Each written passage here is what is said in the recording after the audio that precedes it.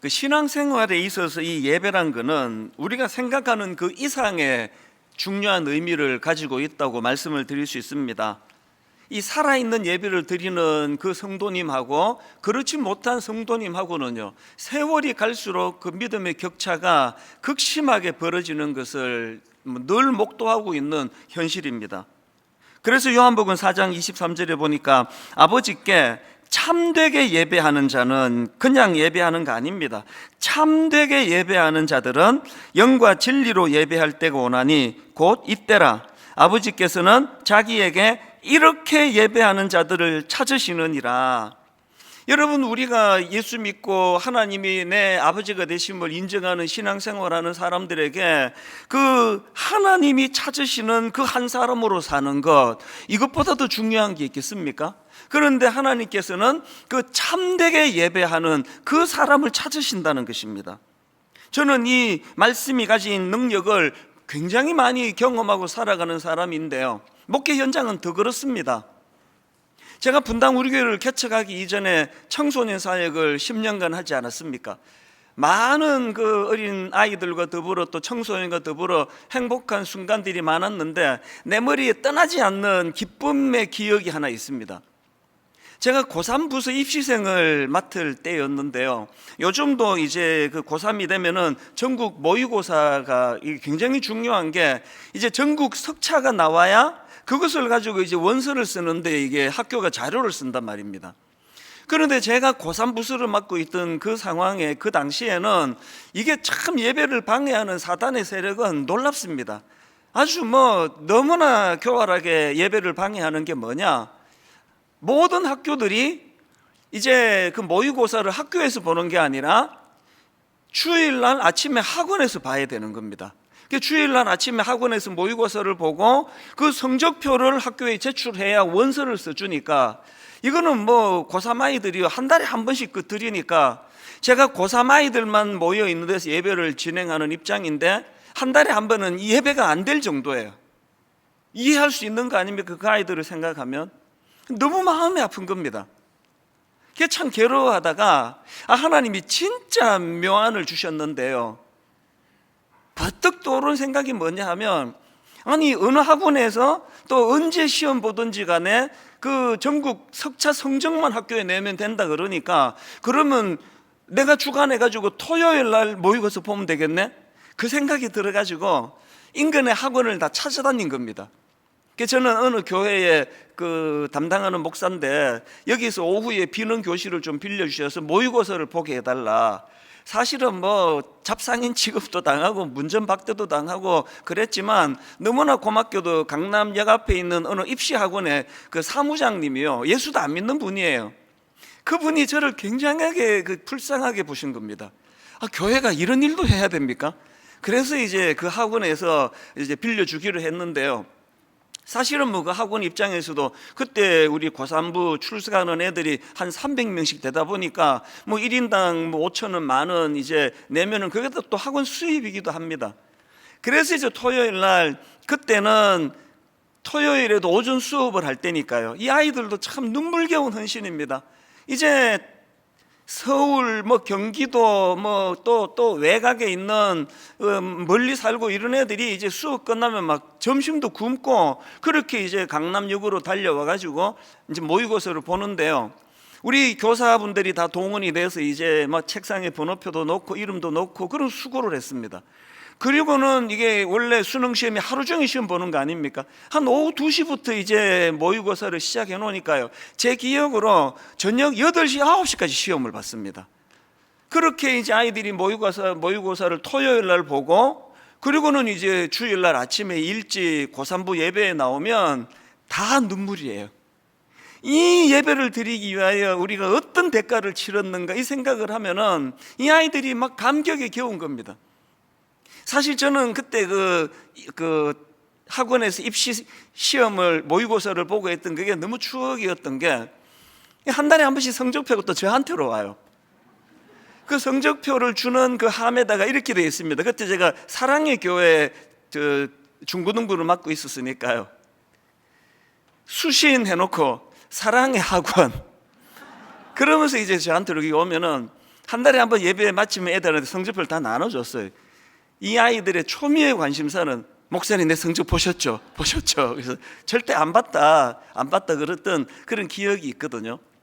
여러분, 왜 이런 무리수를 두가면서 토요일 날 늦게까지 그렇게 학원을 우리가 접촉을 하고 아이들이 밤 8시, 9시까지 밥도 굶고 시험 보고 이런 일을 왜 했겠습니까?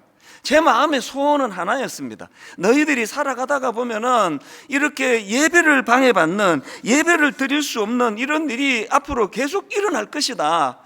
어떤 경우라도 예배가 가장 소중하다는 사실을 기억하고 예배를 드리기 위하여 몸부림치는 그런 인생이 되기를 원한다. 그 메시지를 제가 전하고 싶었던 거거든요.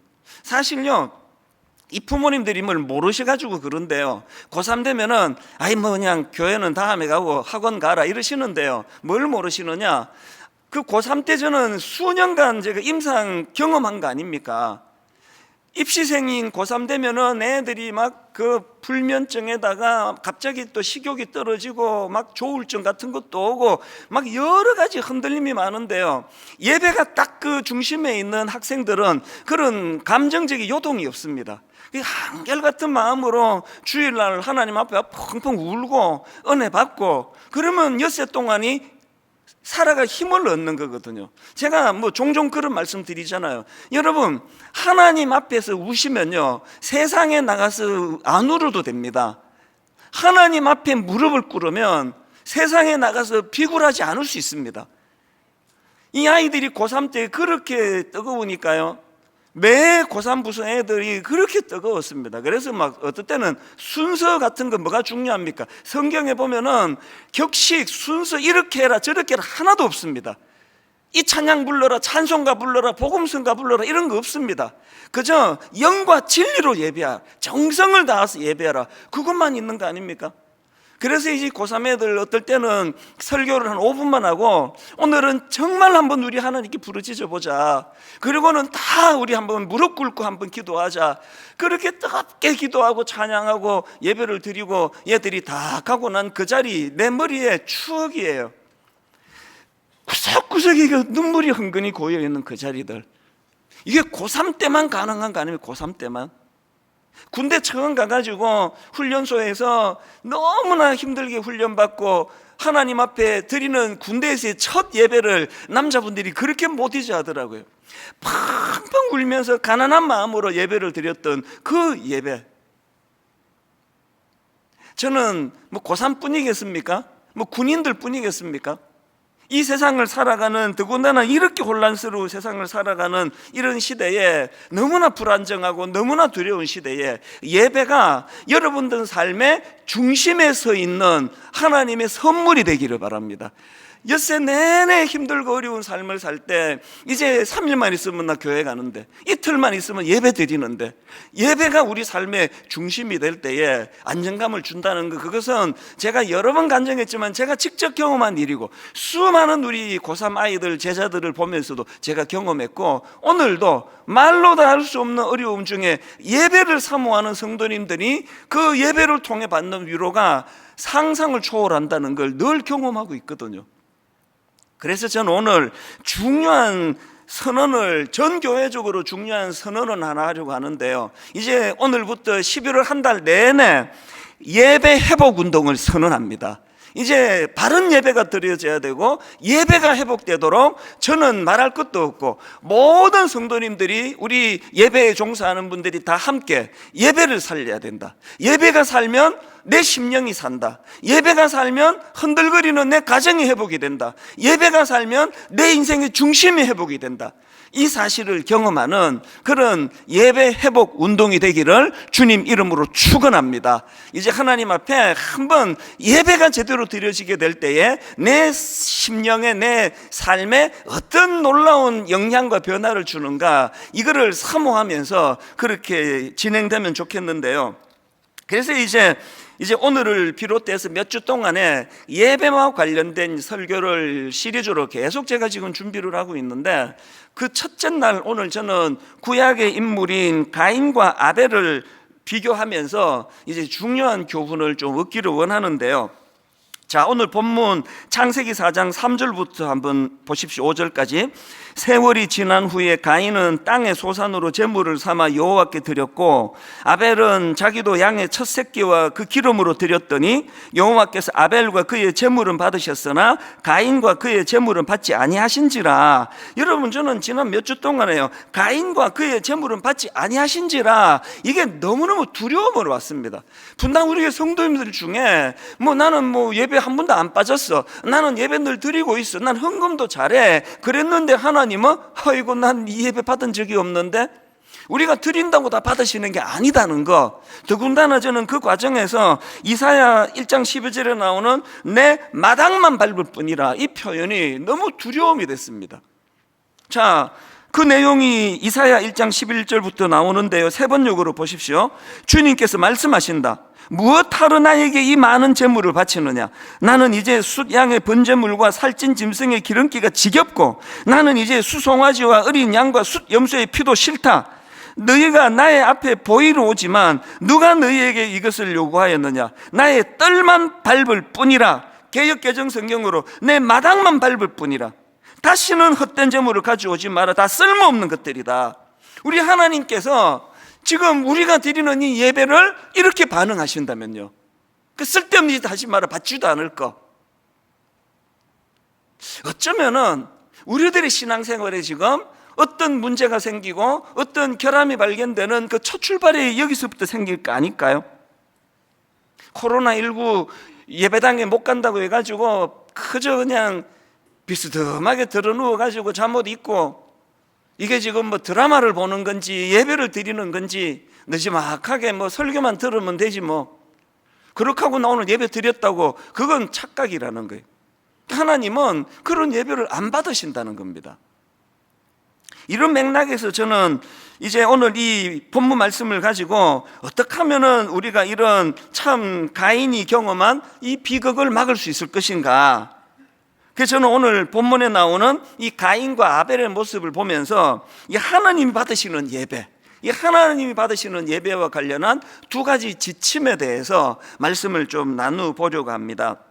자, 여러분, 이 하나님이 받으시는 예배, 첫째, 너무나 상식적이에요. 어떤 예배를 받으십니까? 정성이 담긴 예배를 받으십니다. 오늘 본문 3절 4절입니다. 세월이 지난 후에 가인은 땅의 소산으로 제물을 삼아 여호와께 드렸고 아벨은 자기도 양의 첫 새끼와 그 기름으로 드렸더니 여호와께서 아벨과 그의 제물은 받으셨으나. 여러분, 이 말씀에서 지금 가인과 아벨의 차이를 들자라고 한다면 정성의 차이입니다. 정성의 차이. 이 아벨이 드린 양의 첫 새끼와 그의 기름이라는 이 표현을, 이걸 제사랑 연결해가지고 가인은 그 생명이 없는 곡식을 드렸기 때문에 안 받으셨고 아벨은 그 양을 드렸기 때문에 받았다, 이렇게 해석하는 설교도 저도 들어봤지만요, 그건 학자들마다 견해가 좀 분분합니다.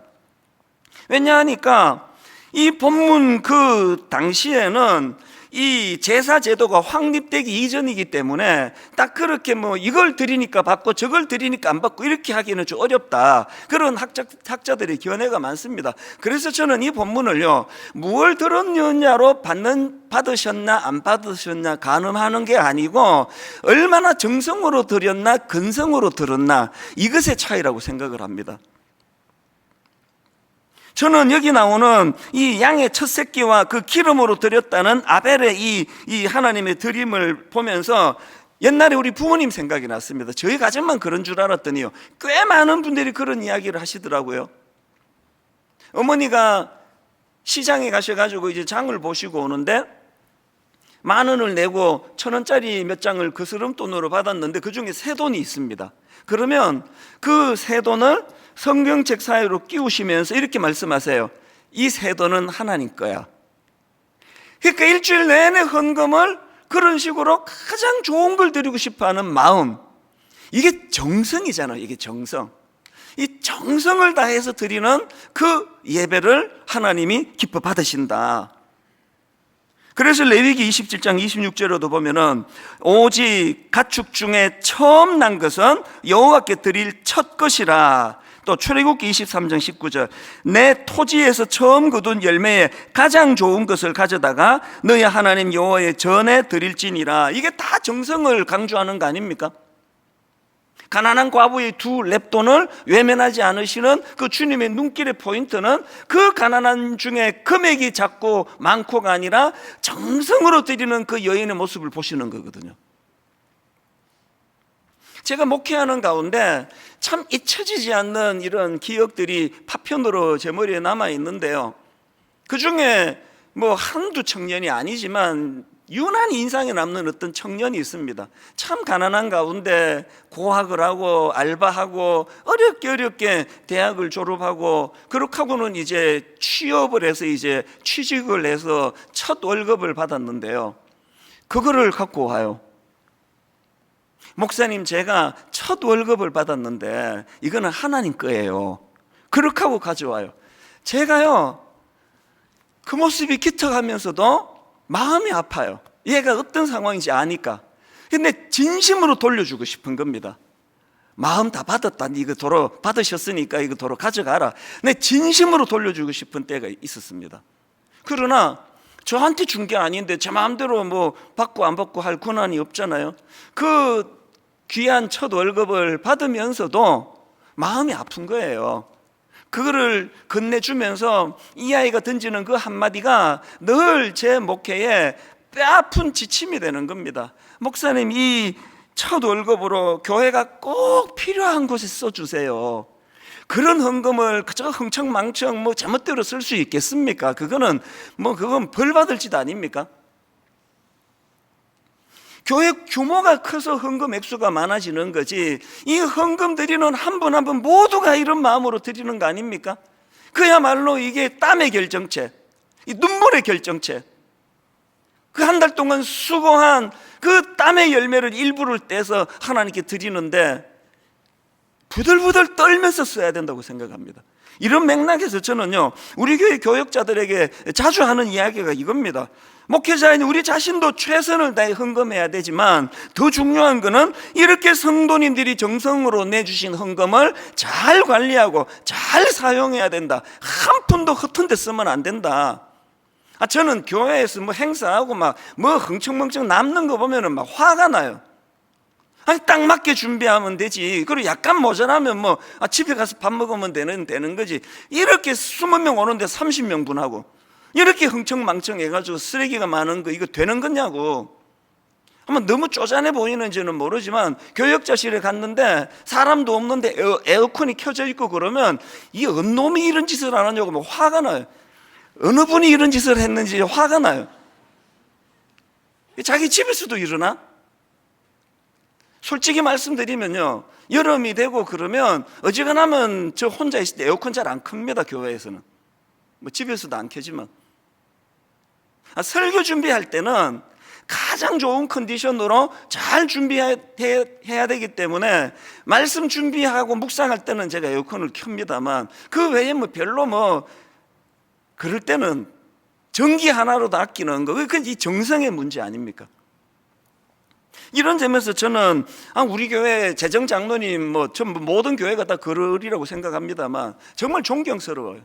아니 뭐 이게 뭐 교회의 재정이 뭐 그 장로님 개인 것도 아니고 그런데 막 그렇게 그냥 아껴 쓰라고 어디 쓸 거냐고 막 사인 하나 받기가 그렇게 힘들어요. 그래서 뭐 어떨 때는 막 또 장로님 막 오해도 받습니다. 너무 까다로운 거 아니냐고, 막 이 상처받을 것 같다고. 그거 다 감수하시면서도 왜 그렇게 하시느냐고요. 그게 이분에게 맡겨진 정성이거든요. 우리가 그 드림센터를 매입할 때 건축헌금을 안 했지 않습니까? 빚으로 저것을 했는데 지금 거의 다 갚아갑니다. 이 장로님 마음의 중심을 제가 알아요. 이제 2년 있으면 저 드림센터를 사회에 환원해야 되는데 이거 빚 다 갚고 이거 환원해야 될 거 아니냐, 그런 마음의 중심을 가지고 허리띠를 졸라매고 그게 이 장로님이 하나님을 향한 사랑의 표현 아닙니까? 뭐 시무 장로님, 또 사역 장로님, 또 무임 장로님, 모든 교회 지도자들이 저는 그런 정신으로 하기 때문에 교회가 든든히 세워져 간다고 믿거든요. 성도님들은 아벨처럼 정성을 다해서 옛날 어른들이 그랬던 것처럼 가장 좋은 것을 하나님께 드리는 마음으로 헌금을 하시고, 또 교회는 그 헌금을 부들부들 떨리는 마음으로 한 푼이라도 허튼 데 쓰지 않으려고 긴장하면서, 그것들이 다 아벨의 정신이라고 저는 믿습니다. 제가 앞에서 고3 아이들이 토요일 날 모의고사를 보느라고 그 이야기를 드렸는데, 그게 그 어린아이들의 정성이거든요. 점심도 안 먹고 달려오고, 또 한 300여 명 애들이 많으니까요, 그 고3부 교사들은 토요일 날 다 자기들 뭐 데이트도 하고 뭐 밀린 일도 하고 해야 되는데, 토요일 와서 밤늦게까지 애들 시험 감독하고 뒷바라지하고, 그것들이 다 정성이라, 다 정성.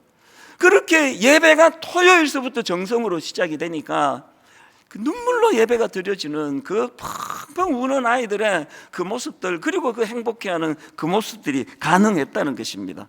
저는 저와 여러분 모두가 다 정말 뭐 코로나19로 교회에 못 오고 이런 것들이 중요한 게 아니라, 어느 곳에서 예배를 드리든지 간에 지존하신 그 하나님 존전에, 그래서 아벨처럼 정성을 다해서 예배하는 그런 성도님들이 되시기를 바랍니다. 그런가 하면 또 하나, 여러분 누구를 의식하며 신앙생활 하시는지, 여러분 누구를 의식하며 드리는 예배인지 늘 점검하셔야 됩니다.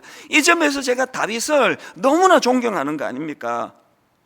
구약의 역사 중에 참 비극적이었던 역사가 하나 있는데요, 블레셋과의 전쟁 과정에서 하나님의 임재의 상징인 언약궤를 빼앗겨 버립니다. 적들에게 오래 방치가 돼 있었는데, 다윗이 왕으로 있을 때 드디어 빼앗긴 언약궤를 이제 예루살렘으로 다시 되찾아오는 그런 놀라운 일이 벌어졌는데요, 그 과정에서 다 아시잖아요. 이 하나님의 임재의 상징인 언약궤가 다시 들어오는 걸 보면서 왕이고 뭐고 막 체면 다 벗어 던지고 막 춤을 췄나 봐요. 그래서 막 바지가 흘러내릴 정도로. 그랬더니 또 아내가 그 미갈이 뭐라고 또 어떻게 채신머리 없이 왕이 그러느냐고 그렇게 또 핀잔을 주네요. 그런데 여러분, 그런 내용을 담고 있는 이 사무엘하 6장에서 내가 이 다윗의 진면목을 하나 발견을 했습니다. 자, 6장 20절입니다. 사무엘하 6장 20절. 아내 미갈이 이렇게 지적합니다. 다윗이 자기의 가족에게 축복하러 돌아오매 사울의 딸 미갈이 나와서 다윗을 맞으며 이르되, 이스라엘 왕이 오늘 어떻게 영화로우신지 방탕한 자가 염치 없이 자기의 몸을 드러내는 것처럼 오늘 그의 신복에, 그 다음 보세요, 누구를 의식합니까? 계집종의 눈앞에서 몸을 드러내셨도다 하니, 지금 미갈이 사람을 의식해서 그 계집종 앞에서 그런 추한 모습을 보였다 그랬더니요, 그 말을 받은 다윗이, 남편이 바로 그 다음 21절에서 이렇게 대답합니다. 21절입니다. 다윗이 미갈에게 이르되, 이는 여호와 앞에서 한 것이니라. 그가 내 아버지와 그의 온 집을 버리시고 나를 택하사 나를 여호와의 백성 이스라엘의 주권자로 삼으셨으니 내가 여호와 앞에서 뛰놀리라. 그 다음 22절. 내가 이보다 더 낮아져 스스로 천하게 보일지라도. 지금 미갈의 관심은 사람들이에요. 아니, 이 사람들이 우리 남편은 뭐로 생각할까? 아니, 이 사람들이 이렇게 남편이, 왕이 막 바지까지 흘러내리면서 춤을 추면 이게 그냥 이 채통머리가 없는데 온통 사람을 의식하고 있을 때, 미갈이 그렇게 하고 있을 때 다윗의 관심은 온통 하나님이에요. 온통 하나님께만 집중하다가 보니까 어떻게 하다 보니까 바지가 흘러내리는데 그 하나도 민망하지 않아요. 하나님께 너무 뜨거운 마음으로 경배하다 보니 그럴 수도 있는 거지, 아무렇지도 않은 거예요. 여러분, 여러분의 생각이 머무는 그게 고뇌가 되는 거거든요. 누가 좀 못생겼다 그러면 막 죽고 싶고 괴로워하는 건 자기 생각에 초점이 얼굴에만 가 있어서 그래요. 저보고 한번 얘기해 보세요. 제가 상처받는가. 관심이 없는 그곳에서는 상처가 없습니다.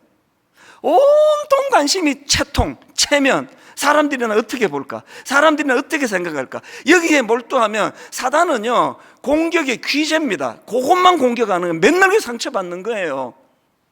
좀 오해 좀 받아도, 좀 오해받아가지고 누가 욕 좀 해도 처음에는 기분 좀 나빠도 그냥 마음이 거기에 안 담겨 있으면 사탄이 어떡하겠습니까? 다윗이 지금 그런 모습을 보이는 거 아닙니까? 여러분은 어떤 신앙생활을 영위하세요? 미갈과 같은 신앙생활을 하시는 분 꽤 많으시잖아요. 그저 저 김 집사가 나 어떻게 볼까? 내가 그래도 이번에 권사가 됐는데 말이야. 내가 저 장로인데. 미갈의 연약함을 뛰어넘어 다윗처럼 나는 여호와 하나님을 바라보고 하나님을 의식하고. 제가 최근에 그 미국에 있는 저희 누나랑 통화를 하다가 참 감동을 받은 대목이 하나 있습니다.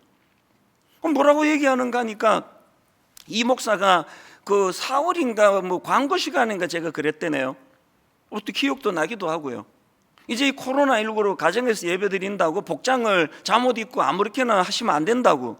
그래서 하나님 존전에서 예의를 갖추고 복장을 갖추고 예배를 드리라고. 제가 그 광고를 한 그날부터 저희 누나 부부가 저 말이 맞다 그래가지고요, 다 지금 뭐 아들 딸 시집 장가 가가지고 뭐 노부부만 집을 지키고 아무도 없습니다.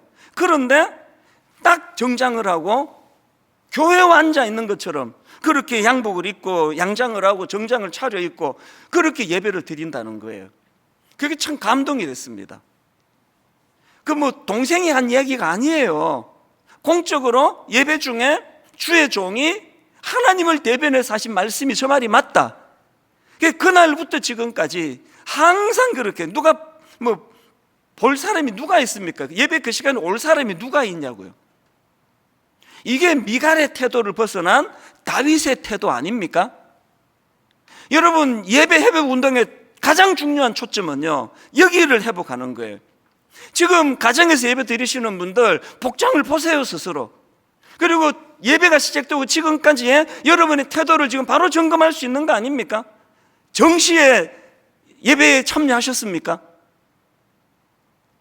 예배 드리다가 뭐 물 한 컵 떠가지고 또 마시고 또 궁금해가지고 또 한번 또 어디 검색해보고,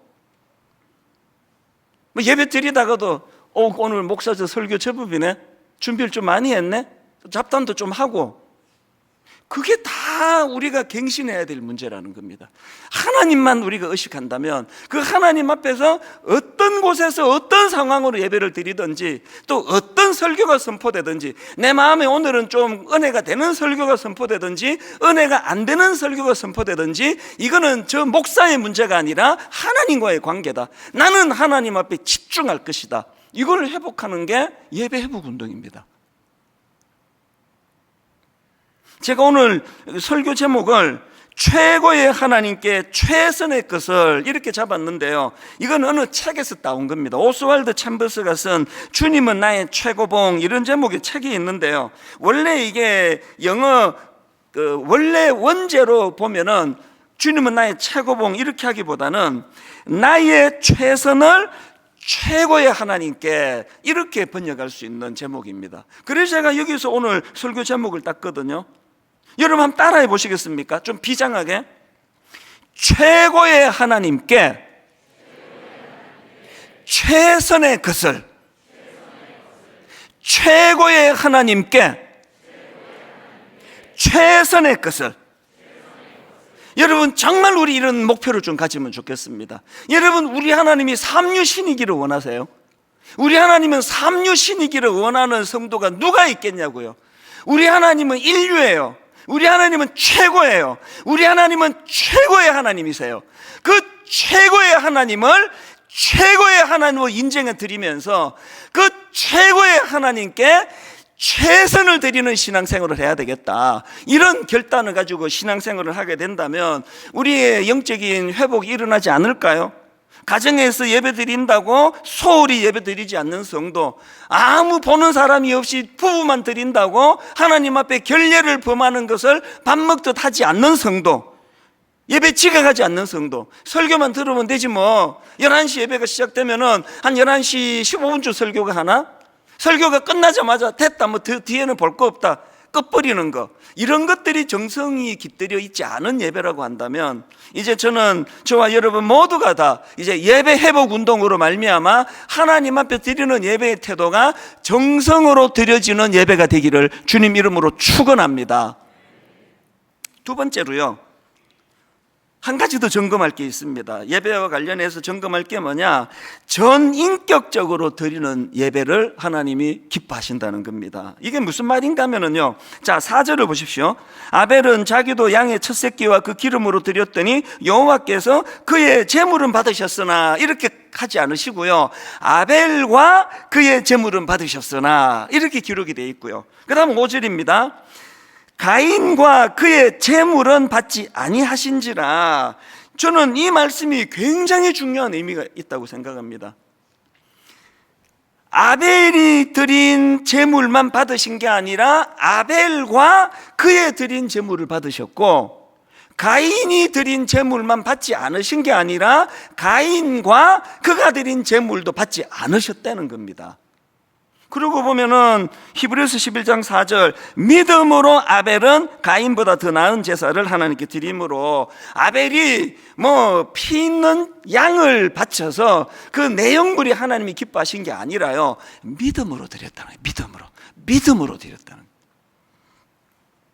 이런 차원에서 보면요, 로마서 12장 1절, 그러므로 형제들아 내가 하나님의 모든 자비하심으로 너희를 권하노니 너희 몸을 하나님이 기뻐하시는 거룩한 산 제물로 드리라. 이는 너희가 드릴 영적 예배니라. 그리고는 부연해서 설명합니다. 2절, 너희는 이 세대를 본받지 말고 오직 마음을 새롭게 함으로 변화를 받아 하나님의 선하시고 기뻐하시고 온전하신 뜻이 무엇인지 분별하도록 하라.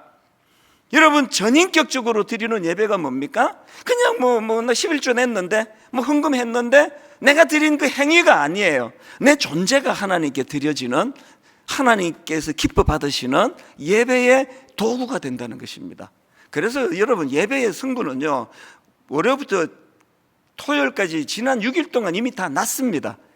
너무나 악한 세상에 뒤섞여 살고, 성적으로 문란하고, 거짓말을 밥 먹듯 하고, 제멋대로 구별되지 않게 살아놓고 양복 입고 교회에 앉아 있다고 해서 그게 거룩한 게 아닙니다. 꼭 기억하십시오. 아벨이 드린 제물만 받으신 게 아니라 아벨과 그의 제물을 받으셨어요. 이찬수 목사와 그가 드린 이 예배를 하나님이 받으시는 것. 그렇다면은 가인에게 뭐가 문제였지? 뭐가 문제여서 가인 자체를 안 받으셨나? 5장에 답이 딱 나옵니다. 가인은요, 하나님의 권위를 인정하지 않는 겁니다. 5절입니다. 가인과 하나님께서요, 가인과 그의 제물은 받지 아니하신지라 그랬더니 가인이 몹시 분하여 안색이 변하여 하나님의 하신 일을 승복하지 않는 태도. 그런가 하면은 7절, 내가 선을 행하면 어찌 낯을 들지 못하겠느냐? 선을 행하지 아니하면 죄가 문에 엎드려 있느니라. 죄가 너를 원하나 너는 죄를 다스릴지니라. 하나님이 지금 무섭게 경고하셨는데 그 말씀을 무시하고 바로 그 다음 8절, 가인이 그의 아우 아벨에게 말하고 그들이 들에 있을 때에 가인이 그의 아우 아벨을 쳐 죽이니라. 말씀에 영향을 받지 않는 태도 안 받으세요. 그런 예배 안 받으십니다. 우리가 하나님 앞에 정성으로 드리는 것도 중요하지만 내 존재가 말씀의 영향을 받는 거예요. 그래서 여러분, 예배가 맨 처음 시작할 때 참회의 기도를 드리잖아요. 내 자력으로는 하나님 말씀에 순종해서 그 아우를 죽이지 않을 힘이 없사오니, 그래서 아버지 지난 엿새 동안도 부끄러운 자리에 참 많이 빠졌사오니 이제 내가 예배자로 나아갈 때에 참회하며 회개하기를 원합니다. 여러분, 그 회개 기도를 드릴 때 과거의 것만의 청산이 아니에요. 하나님이 회개 기도를 드리는 동시에 내일부터 엿새 동안의 삶은 예배 중에 주신 그 은혜를 가지고 이길 힘을 주님을 의지하여 공급받기를 원합니다. 이게 예배거든요. 최근에 저는요, 이제 이 복지재단을 조금 더 강화하려고, 조직을 좀 강화하려고 이제 컨설팅을 좀 받고 싶어서, 우리 교회 안에 그런 전문가들이 많으세요. 그래서 이제 그 전문가 집사님을 제가 좀 뵙자 그랬는데요, 그날 도움도 많이 받았지만 너무나 감동을 받은 게 하나 있습니다. 와, 진짜 감동이 되대요. 아니, 어른이요, 저보다도 연세가 많은 분이에요. 우리 맨 예배 시작을 이 찬양으로 하지 않습니까? 지금 서 있는 이곳에서 높임을 받으소서. 내가 밟는 땅 주님의 땅이니. 이 찬양을 부르다가요, 이분이 어느 예배에 맨 이 찬양 뒷부분에서 마음이 무너져 버렸다는 거예요. 그래서 이 연세가 드신 어른인데요, 뭐 아직 그렇게 많이 드신 건 아니라 할지라도 오열을 터뜨리고 털썩 주저앉아가지고 흐느껴 울었다는 겁니다. 어느 대목이 그랬느냐, 이 찬양 맨 끝에 이렇게 부르잖아요. 찬양하며 주님을 예배할 때 하늘 가득한 주의 영광 보리라. 나를 통하여 나의 입술을 인하여 주의 이름 높임을 받으소서. 어느 대목에서 무너졌느냐, 이 찬양을 부르는데 성령께서 그 마음을 두드리시는 거 아닙니까? 직장 생활을 하면서 이분이 이제 뭐 간부로 계시니까요, 이제 너무나 자기가 그 직장에 있는 그 부하 직원들을 향해서 그들을 힘들게 하고 그저 이 주어진 목표를 달성하도록 밀어붙이고 했던 것들이 마음에 확 이제 막 필름으로 보여진 것 같아요. 그것이 가책으로 다가온 거예요. 그래서 이제 이분이 무너졌던 게요, 이 찬양, 나를 통하여 나의 입술을 인하여 주의 이름 높임을 받으소서. 이 찬양 앞에 너무나 가슴 아프게도 하나님이 높임을 받으셔야 되는데, 그저 직장에서 내 업적 남기기 위하여, 그저 직장에서 내 인정받기 위하여 그렇게 내가 직장 생활을 했었노라고 털썩 주저앉아가지고 엉엉 우셨다는 거예요. 엉엉. 와, 그 점잖은 신사분이, 그래서 이제 보통 때는 이제 부부가 같이 예배를 드리면 주로 권사님이 그렇게 우신대요. 권사님이 그렇게 우시면은 이제 남편이 달래고, 또 너무 그렇게 심하게 울지 마라, 사람들이 내가 뭐 가정에서 때리는 줄 알겠다, 이제 농담으로 막 그렇게 달래고 하는데, 그날은 남편이 털썩 주저앉아서 펑펑 우시니까요, 그 권사님이 아내 되시는 분이 너무 놀라신 거 아닙니까? 아니 무슨 일이 있냐고, 왜 그러냐고. 그랬을 때 이런 자기의 마음을 아내에게 나누는데 그 아내가 위로를 해주고, 여러분 너무나 아름다운 부부의 모습 아닙니까? 이게 예배예요. 가인처럼 말씀에 귀를 기울이지 않고 말씀이 선포돼도 무시해버리고 뭐 할 일 다 하고 뭐 죽여버리고, 그게 어떻게 예배자입니까? 오늘 저와 여러분 모두가 다 매 예배 드릴 때마다 하나님께서 내 마음을 두들겨 늘 내 아내에게 내가 이렇게밖에 못하는 게 옳은 건가? 내가 남편을 더 잘 섬겨야 되는 거 아닌가?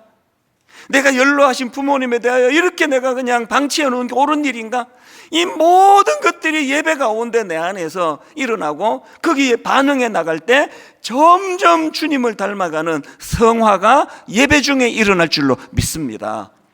결론을 맺습니다. 저는 다음 주에 바른 예배 드리기 점검표를 이제 같이 나누어 드리려고 하는데, 예를 들면 문항 이런 거, 여기 OX를 자기가 하는 겁니다. 이런 문항입니다. 나는 예배 시작부터 예배에 참여합니다. 중간에 뭐 설교할 때가 됐나? 이거는 X를 키는 거죠.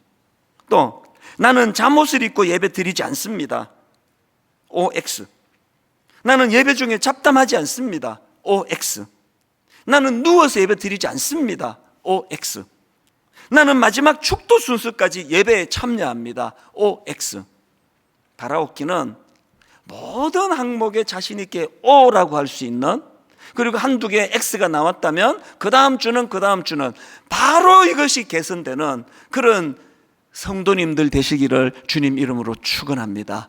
오늘 저는 이 찬양이 너무나 제 마음을 두드리는데요, 완전하신 나의 주, 최고 되신 그 하나님, 의의 길로 날 인도하소서. 행하신 모든 일 주님의 영광 다 경배합니다. 우리 가사를 생각하시면서 또 말씀을 기억하시면서 또 결단하시면서 이 찬양 하나님께 불러드립니다. 완전하신 나의 주. 완전하신 나의 주, 의의 길로 날 인도하소서. 의의 길로 날 인도하소서. 행하신 모든 일 주님의 영광 전심을 다하여 다 경배합니다. 우리 우리 다시 한번 진실되게 노래합니다. 완전하신 나의 주, 완전하신 나의 사모합니다. 의의 길로 날 인도하소서. 행하신 모든 일 주님의 영광, 다 경배합니다. 전심으로 노래합니다. 예배합니다. 찬양합니다. 주님만 날 다스리소서. 예배합니다.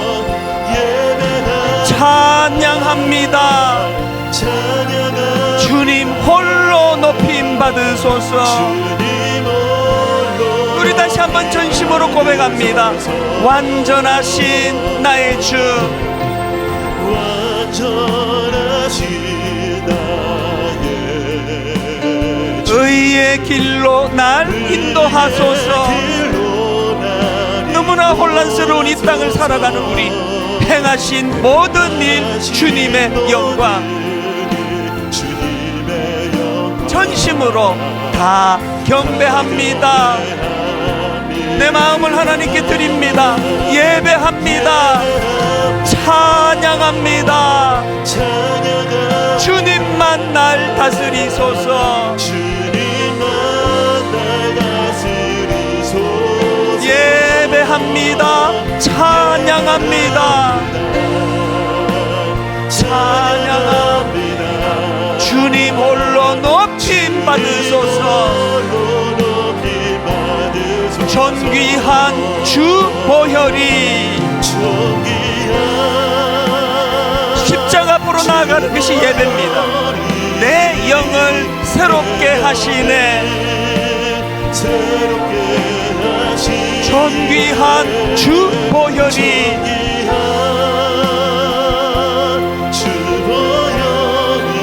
내 영을 새롭게 하네. 새롭게 한 보혈을 지나 하나님 품으로,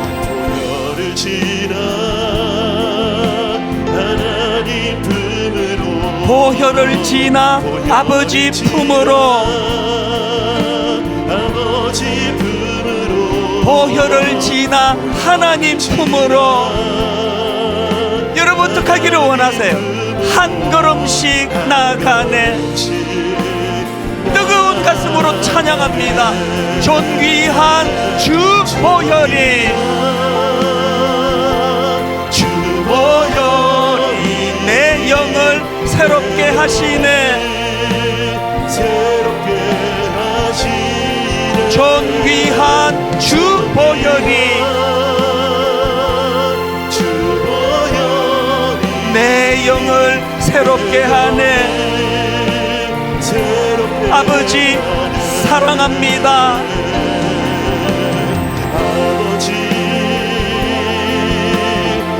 내 전심을 다하여 아버지 경배합니다.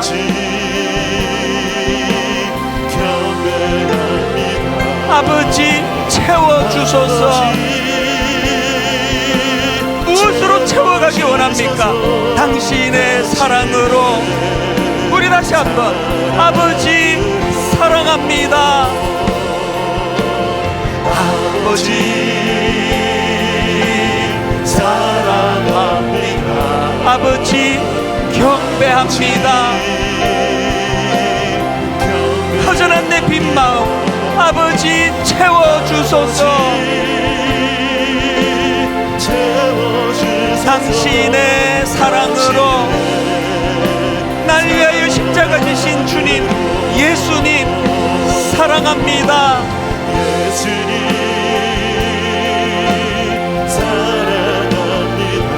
예수님 경배합니다.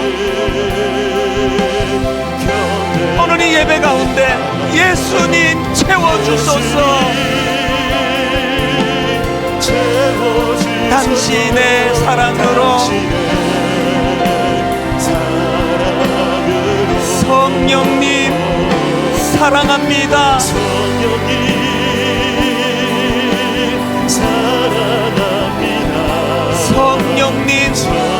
경배합니다. 성령님 채워주소서. 당신의 사랑으로 우리 마지막으로 이렇게 고백합니다. 존귀한 주 보혈로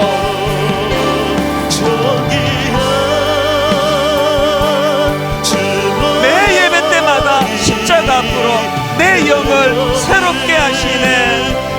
우리 다 자리에서 일어나셔서 존귀한 주 보혈이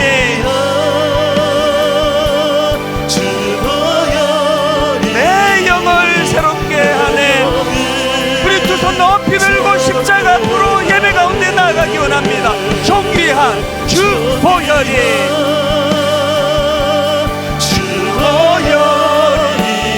내 영을 새롭게 하시네. 존귀한 주 보혈이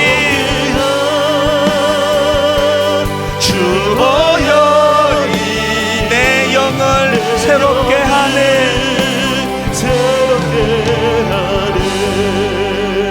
딱 한 가지만 놓고 기도합니다. 하나님, 예배를 살려주세요. 예배를 회복시켜주세요.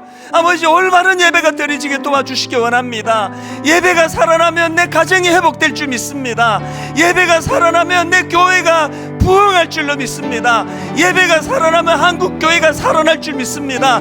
예배가 살아나면 내 심령이 회복될 줄로 믿습니다. 우리 한번 통성으로 한 목소리를 같이 기도하시겠습니다. 살아계신 하나님 아버지, 하나님의 오늘 이 시간 사모하며 기도합니다.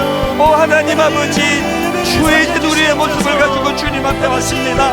내 모습 믿음으로 받아주시는 주님을 신뢰하기 때문에 가시없이 주님 앞에 서기를 원합니다. 존귀한 주 보혈로, 존귀한 주님의 십자가로, 존귀한 주님의 거룩하신 보혈의 은혜로 아버지, 그 분노를 의지하여 주님 앞에 섰습니다. 주님을 사랑합니다. 주님을 더 사랑하기 원합니다. 다윗처럼 사랑받는 시간은 미간의 시기 아니라 오직 여호와 하나님을 높여드려야 되겠다는 이 한 가지 마음을 가지고 아버지 하나님, 사람을 의식하는 예배가 아니라 하나님 한 분만을 의식하면 높여드리는 예배가 되게 하여 주시옵소서. 하나님 사랑합니다. 이전보다 더 사랑하기 원합니다. 또 하나님 아버지, 교회적으로 예배 회복 운동이 일어나게 하여 주시옵소서. 예배 회복 운동이 불붙게 하여 주시옵소서. 하나님,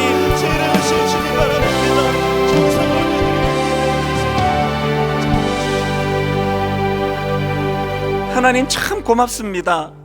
너무너무 혼란스러운 시대를 살아가는데 도대체 자녀 교육은 어떻게 해야 될지를 몰라 방황하는데, 하나님 부부간에 대화가 부족하다 하지만 어떻게 시작해야 될 줄은 방법을 모르고 있는데, 하나님 늘 예배를 통하여 중심을 잡게 하시고 늘 예배를 통하여 지혜롭게 하나님 인도해 주시고, 하나님 가인에게 주셨던 준엄한 말씀처럼 죄가 우리를 엄습할 때 그것과 싸워 나가기를 예배를 통하여 말씀해 주실 때 그것을 무시하면 비참한 길로 빠지게 되는 것을 기억하고 늘 예배 때마다 그 하나님의 준엄하신 말씀 앞에 자기를 비추어 보며 두렵고 떨리는 마음으로 그렇게 회개하며 순종하며 또 주시는 말씀으로 희망을 삼으며 늘 기쁨의 벅찬 예배가 되도록 인도하여 주시옵소서.